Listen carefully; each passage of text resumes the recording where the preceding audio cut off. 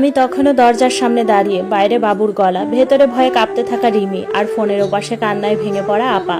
ঠিক তখনই আমার চোখে পড়লো একটা বিষয়। রিমি আমার পেছনে দাঁড়িয়েছিল, কিন্তু বাবুর কণ্ঠস্বর শুনতেই ও তার পুতুলটাকে এমন শক্ত করে জড়িয়ে ধরলো যে ছোট্ট আঙ্গুলগুলো সাদা হয়ে গেল।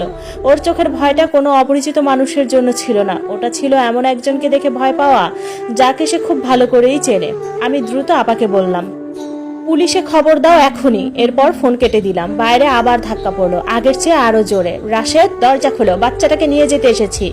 আমি কোনো উত্তর দিলাম না। রিমির কাছে গিয়ে হাঁটু গেড়ে বসলাম। মা, তুমি আমার রুমে যাও, ভেতর থেকে দরজা লাগিয়ে দাও।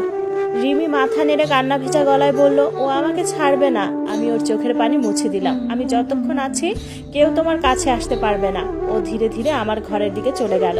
আমি আবার দরজার সামনে দাঁড়িয়ে রইলাম। সময় যেন থেমে গিয়েছিল। 1 মিনিট, 2 মিনিট, তারপর দূর থেকে পুলিশের গাড়ির সাইরেনের শব্দ ভেসে এলো। আর সঙ্গে সঙ্গে দরজার ওপাশের মানুষটার আচরণ বদলে গেল। যে গলায় এতক্ষণ শান্তভাবে কথা বলছিল, সেই গলাতেই বিরক্তি আর রাগ ফুটে উঠল।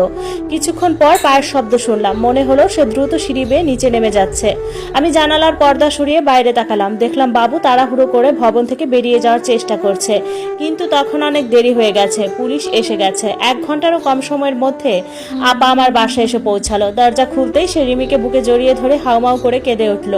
আর রিমি সেদিন প্রথমবার কোনো ভয় ছাড়াই ঘুমিয়েছিল সোফার উপর শান্ত মুখে। মনে হচ্ছিল বহুদিন পর ও নিরাপদ একটা জায়গা পেয়েছে। তারপর শুরু হলো সত্যিটা বেরিয়ে আসার পালা।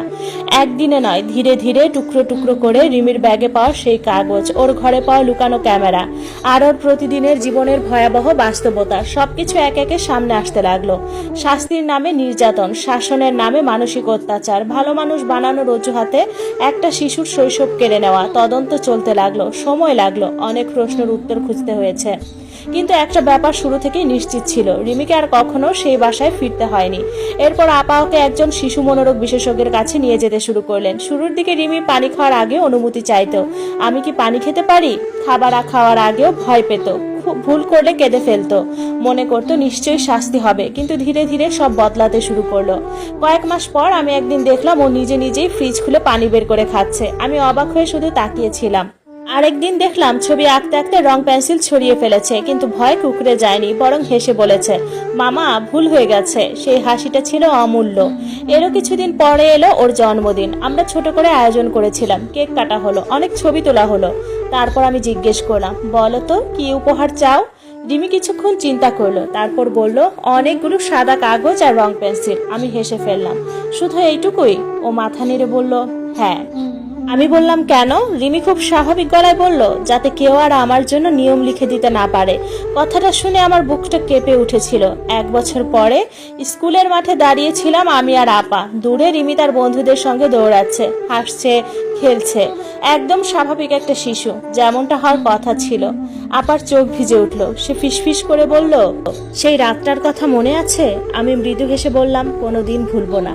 আপা রিমির দিকে তাকিয়ে রইল, তারপর বলল, আমি ভাবতাম আমাকে কেউ বাঁচাবে, কিন্তু সেদিন বুঝেছিলাম আসলে আমার মেয়েটাকেই বাঁচানোর সবচেয়ে জরুরি ছিল। আমরা দুজনেই চুপ করে গেলাম। দূরে রিমি হাসছিল, প্রাণ খুলে, নির্ভয়ে, মুক্তভাবে। অনেক বছরের ভয়, কান্না আর অন্ধকারের পর সেই হাসিটা যেন নতুন জীবনের শুরু ছিল। আর সেই মুহূর্তে বুঝেছিলাম, প্রতিটা শিশুরই নিরাপদ শৈশব পাওয়ার অধিকার আছে। রিমি অবশেষে সেই অধিকারটা ফিরে পেয়েছে।